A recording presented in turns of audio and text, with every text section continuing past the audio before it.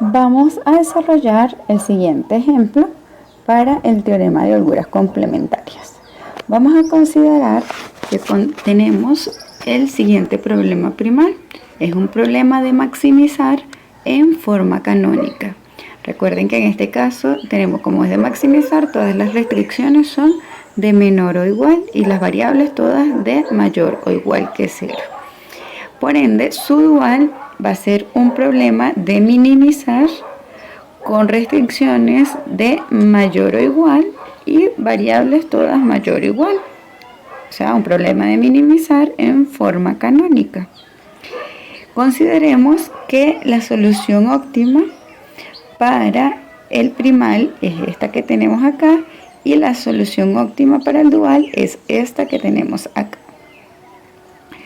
Con este ejemplo lo que quiero mostrar es la manera en que se cumple directamente el teorema. ¿Por qué? Porque ya tenemos las dos soluciones. Más adelante vamos a utilizar este mismo teorema para, dada una solución, encontrar la otra, que eso es un poco más atractivo desde el punto de vista práctico para el teorema. Pero vamos a, en este caso, mostrar cómo el teorema se cumple. Recordemos que las condiciones para el teorema de holguras complementarias nos dice que tenemos un problema de maximizar en forma canónica, donde S1, S2 y Sn son las variables de holguras respectivas a sus restricciones. Y esto implica que vamos a tener un problema de dual de minimizar en forma canónica con variables y sub 1 hasta y sub m, donde S1, S2 hasta Sn van a ser las variables de exceso del problema dual. ¿Qué queremos verificar? Que se cumple estas multiplicaciones igual a 0. Veamos esto a partir del desarrollo de este ejemplo. Para verificar el teorema, lo primero que debemos hacer es escribir ambas formas canónicas en forma estándar para poder obtener las variables de holgura y las variables de exceso correspondientes a cada problema. Hagámoslo.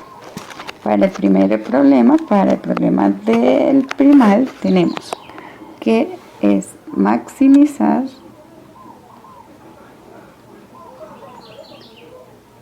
z igual a 60 x1 más 30 x2 más 20 x3.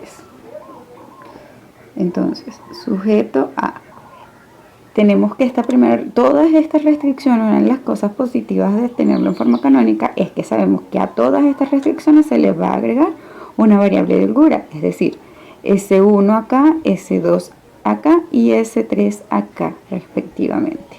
Entonces, de manera que queda 8x1 más 6x2 más x3 más S1 igual a 48. La segunda, 4x1 más 2x2 más 1.5x3 más S2 igual a 20. 2x1 más 1.5x2 más 0.5x3 más S3 igual a 8. Con x1, x2, x3, S1, S2 y S3 mayores o iguales que 0, S1, S2, S3 variables de holgura primal. Ahora escribamos en forma estándar el problema dual. Correspondería a minimizar W igual a 48y sub 1 más 20y sub 2 más 8y sub 3 sujeto a 8y sub 1 más 4y sub 2 más 2y sub 3 mayor o igual, corrijo, estamos llevando la forma estándar, más 2y sub 3 menos el exceso 1 igual a 60. 6y sub 1 más 2y sub 2 más 1.5y sub 3 menos e sub 2 igual a 30. Y y sub 1 más 1.5y sub 2 más 0.5 y sub 3 menos e sub 3 igual a 20 con y sub 1, y sub 2, y sub 3, e sub 1, e sub 2 y e sub 3 mayores o iguales que 0 y e sub 1, e sub 2 y e sub 3 variables de exceso dual. ¿Para qué hago esto? Resulta que el teorema nos indica que lo siguiente: dado dos problemas en formas canónicas como los que tenemos actualmente, se tiene que las variables de holgura del primal por la variable dual correspondiente a esa restricción debe ser igual a 0, y la variable de exceso del dual por la variable asociada a esta restricción va a ser igual a 0. Eso siempre se debe cumplir cuando se está evaluando el problema en las variables x y y óptimas. Es un sí solo sí. Recuerden que dice, si tenemos que x es una solución factible del primal y y es una solución factible del dual, entonces x es óptima para el primal y y es óptima para el dual si solo si se cumple esto. En este ejercicio nosotros estamos partiendo de que conocemos que x y y óptima y queremos verificar esta parte. Entonces, seguimos. Para lo cual, entonces vamos a despejar los excesos y las holguras y de esta manera poder determinar cuál es el valor de cada uno de ellos.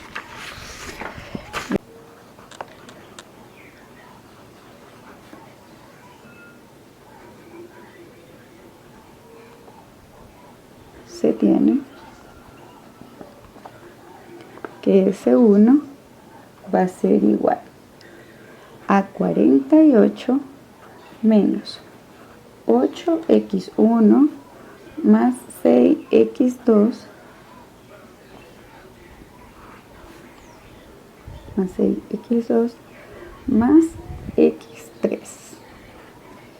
De la misma manera, S2 sería igual, de manera análoga, a 20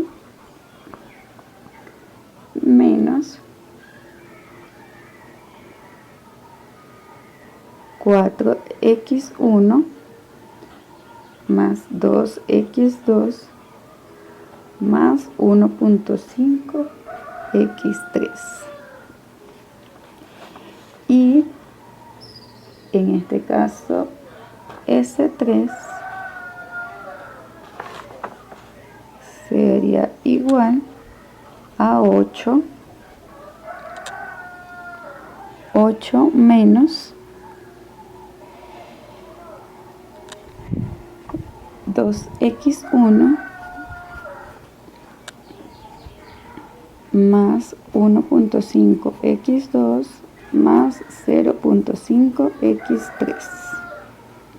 Ok, teniendo estos despejes y conociendo desde el problema que la solución óptima para el primal es la siguiente, que en este caso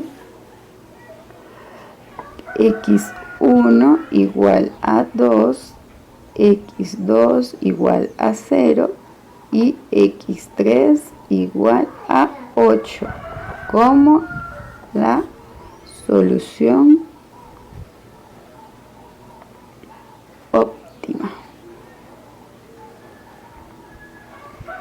Entonces, al evaluar esos valores acá, entonces obtendríamos cuánto vale S1, S2 y S3. Permítanme buscar la calculadora.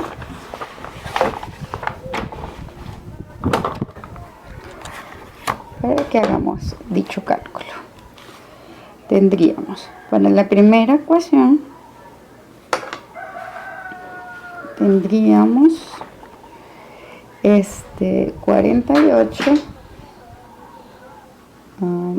48 menos 8 por 2 menos 6 por 0 menos x3 que es 8 menos x3 que es 8. Eso nos da igual a 24. Esto nos da igual a 24. Acá, para S2, tenemos 20 menos 4 por 2. Me voy a comer la parte de x2 porque ya sabemos que es 0. Menos 1.5 por 8. Eso nos da 0. Mientras que S3 es igual a 8 menos 2 por 2 menos 0.5 por 8. Y eso nos da 0 también. De la misma manera voy a hacer el cálculo, pero para los excesos. Voy a pausarlo y vuelvo con el resultado. Luego de los cálculos respectivos, he obtenido que para el dual los excesos tienen los siguientes valores: 0, 5 y 0 para esta solución óptima: y sub 1 igual a 0, y sub 2 igual a 10 y y sub 3 igual a 10. Ok, entonces volvemos a ver el teorema. El teorema dice lo siguiente: dadas las soluciones, entonces se debe cumplir que la holgura multiplicada por la variable dual asociada a la restricción que genera esta holgura tiene que ser igual a 0. Entonces vamos a verificar eso. Antes de eso, recordemos cómo es eso de que una holgura está asociada a una restricción dual. Entonces recordemos que desde el punto de vista de dualidad, ¿verdad?, cada variable primal está asociada a una restricción dual y cada restricción primal está asociada a una variable dual. Es decir, esta que está acá, la primera restricción, está asociada a y sub 1, la restricción 2 asociada a y sub 2 y la restricción 3 asociada a y sub 3. De la misma manera, en este caso para el dual, tendríamos que la primera restricción está asociada a la primera variable x1, la segunda restricción x2 y la tercera restricción x3. De manera que lo que debemos verificar es que s sub 1 por y sub 1 sea igual a 0, s sub 2 por y sub 2 sea igual a 0 y s sub 3 por y sub 3 sea igual a 0, y de la misma manera s sub 1 por x1, s sub 2 por x2 y s sub 3 por x3. Veamos. En este caso, dado estos valores para x2, x1, x2, x3 y para s sub 2, s sub 3, y sub 1, y sub 2, y sub 3, s sub 1, s sub 2 y s sub 3, entonces tenemos la siguiente comprobación.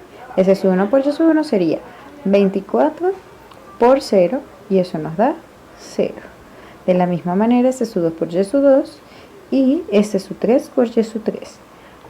Análogamente lo hacemos para los excesos e sub 1 por x1, eso nos da e sub 1 que es 0 por x1 que es 2, eso sería 0, e sub 2 por x2, e sub 2 por x2 sería 5 por 0 y e sub 3 por x3, que sería 0 por